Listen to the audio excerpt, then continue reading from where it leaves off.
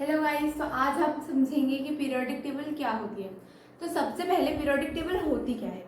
Periodic table एक ऐसी table, एक टेबुलर फॉर्म में ऐसी टेबल है जो कि एलिमेंट्स को जिसमें in a form of their in a increasing order of their atomic numbers हमने अरेंज किया हुआ है, सो दैट जो भी एलिमेंट्स का एटॉमिक स्ट्रक्चर सेम हो वो एक दूसरे के साथ में वर्टिकली रिप्रेजेंट हम कर सकें।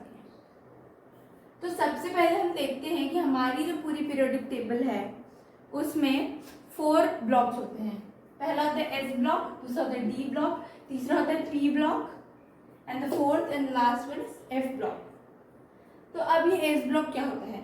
एस ब्लॉक एलिमेंट्स होते हैं उसमें जो फर्स्ट रॉ, अगर हम हाइड्रोजन को हटा दें, because hydrogen is neither a metal nor non metal, क्योंकि वो इलेक्ट्रॉन ले भी सकता है, इलेक्ट्रॉन दे भी सकता है, like he can even gain and he can even donate. तो उसे हटाते हुए अगर हम बाकी सबको कंसिडर करते हैं तो ये है हमारे अल्कली मेटल्स।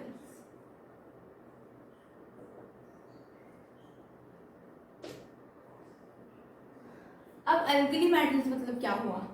अल्कली मेटल सबसे पहले मेटल वो होता है जो इजीली इलेक्ट्रॉन डोनेट कर सकता है। जो भी एलिमेंट्स इजीली डोनेट करने की कैपेसिटी रखते हैं वो सारे हमारे मेटल्स कैटेगरी में आते हैं। और अब अल्कली मेटल क्या होता है। अल्कली मेटल वो होते हैं जो रिएक्ट करने के बाद सॉल्ट फॉर्मेशन करते हैं।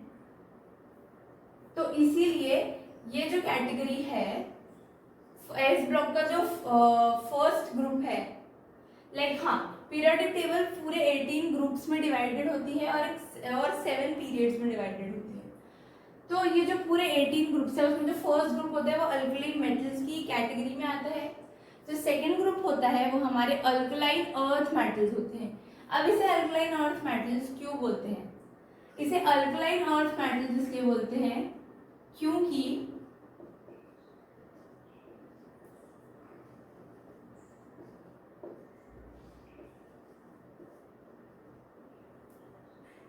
क्योंकि ये भी किसी भी सब्सटेंस के साथ, किसी भी एलिमेंट के साथ रिएक्ट करने के बाद सॉल्ट तो फॉर्म करते हैं, लेकिन क्योंकि इनकी ये जो मेटल्स हैं इनकी क्वांटिटी अर्थ के क्रस्ट में अबंडेंस में है, इसलिए हम इसे अल्कलाइन अर्थ मेटल्स बोलते हैं। फिर हम आते हैं डी ब्लॉक पे। तो डी ब्लॉक के जितने भी मेटल्स हैं, जितने भी एलिमेंट्स हैं, वो सारे हमारे ट्रांजिशन मेटल हैं, ट्रांजिशन एलिमेंट्स हैं। अब इसे हम ट्रांजिशन एलिमेंट्स क्यों बोलते हैं। ट्रांजिशन एलिमेंट्स का मतलब वो होता है कि कोई इलेक्ट्रॉन जो है वो गेन करके हायर एनर्जी ऑर्बिटल में अगर जाता है तो वो ट्रांजिशन मेटल या ट्रांजिशन एलिमेंट कहलाता है। फिर हम आते हैं हमारे पी ब्लॉक पे। तो पी ब्लॉक में ये जो आप नीचे वाले जो भी एलिमेंट्स देख रहे हैं, ये कुछ एलिमेंट्स जो बहुत ही मिसलीनियस सी, कुछ अजीब सी एक्टिविटी शो करते हैं, जिसकी वजह से इन्हें जज करना अभी मुश्किल है। अदर देन दैट ये एल्यूमिनियम, गैलियम और ये सारे जितने भी एलिमेंट्स हैं, these come into the post transition elements. उसके बाद में बोरोन, सिलिकॉन, जर्मेनियम और ये जितने भी एलिमेंट्स हैं ये हमारे आ जाते हैं मेटलॉइड्स की कैटेगरी में, जो ना कि मेटल्स की प्रॉपर्टी शो करते हैं ना ही नॉन मेटल की प्रॉपर्टी शो करते हैं। दे आर कॉल्ड मेटलॉइड्स, मतलब वो दोनों की ही प्रॉपर्टी शो कर सकते हैं। फिर आते हैं हमारे कार्बन, नाइट्रोजन, ऑक्सीजन और ये वाली जो पूरी सीरीज है, यहां तक के जो जितने भी एलिमेंट्स हैं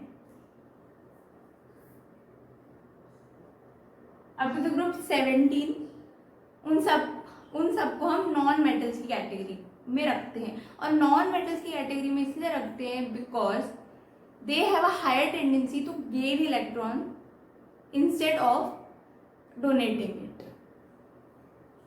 और फिर हमारे आते हैं लास्ट मतलब 18th रूल, जिसको हम बोल सकते हैं नोबल गैसेस। और इसे नोबल गैसेस क्यों बोलते हैं? क्योंकि इन सारे एलिमेंट्स का जो आउटर ऑर्बिटल है या आउटर शेल है वो हमेशा फिल्ड होता है। सो ना ये किसी से इलेक्ट्रॉन गेन करते हैं, ना ही इलेक्ट्रॉन किसी को डोनेट करते हैं। इसीलिए ये जो आते हैं ये नोबल गैसेस की कैटेगरी में आते हैं। फिर यहां से 57 और 72 के बीच में कुछ एलिमेंट्स गायब हैं। 58 से लेकर 71 की जो कैटेगरी में आते हैं वो सारे एलिमेंट्स आते हैं लेंथेनॉइड सीरीज में। और फिर यहाँ पे आप 7th पीरियड में देखेंगे तो 89 के बाद डायरेक्ट 104 है। दैट मीन्स 90 से लेके 103 तक के जो भी एलिमेंट्स हैं वो सारे आते हैं हमारी एक्टिनॉइड सीरीज के अंदर। सो होप गाइज आपको एक ब्रीफ ओवरव्यू मिल गया होगा कि हमारी पीरियोडिक टेबल होती क्या है। नेक्स्ट वीडियो लेक्चर में हम इसको थोड़ा और डिटेल में समझेंगे।